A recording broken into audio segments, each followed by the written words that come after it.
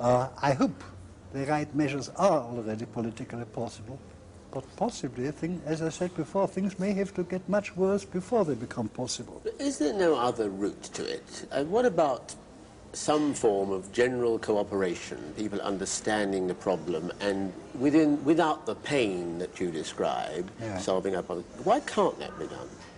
See, and all men of goodwill, and there are plenty of them around still after all, if all men of goodwill cooperated together.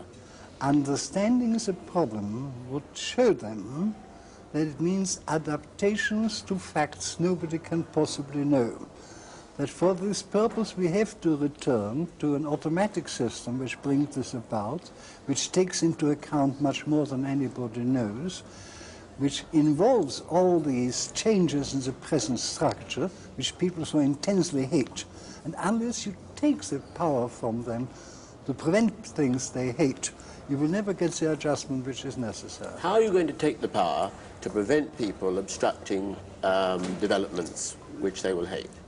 Because people do have, there's a lot of entrenched power, after all, in a society like Britain. How do you diminish that power? I'm afraid it will have to begin by diminish the powers of Parliament.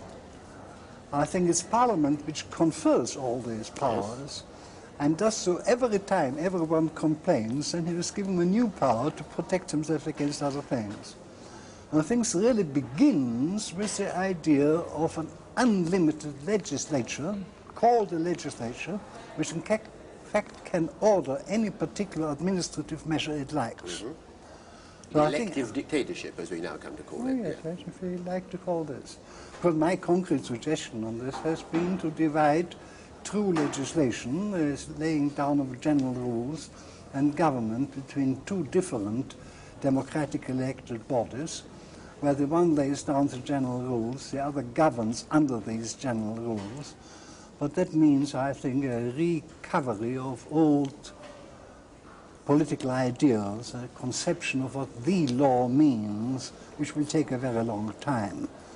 I have been working on this, but I have no illusion that this can have any effect in solving the present crisis of Britain. Well, if you believe that one of the things we have to do is to diminish the power of Parliament, to make it less absolute, then since only Parliament can legislate for that, you are asking people to do the one thing which history seems to suggest nobody ever does, voluntarily to relinquish a power they have. Do you expect Parliament ever to get around to doing that? Well, if it is true, which I'm not quite certain, but which I hope, that the ultimate power is the power of the people, the law of Parliament, certainly, then it may well be that the people discover that they have given Parliament powers which they don't really want it to exercise. I think you first have to convince the people they can limit the powers of Parliament, and then a new Parliament may act more reasonably. Well, I wouldn't say we may be in a position to act more reasonably than the present Parliament is.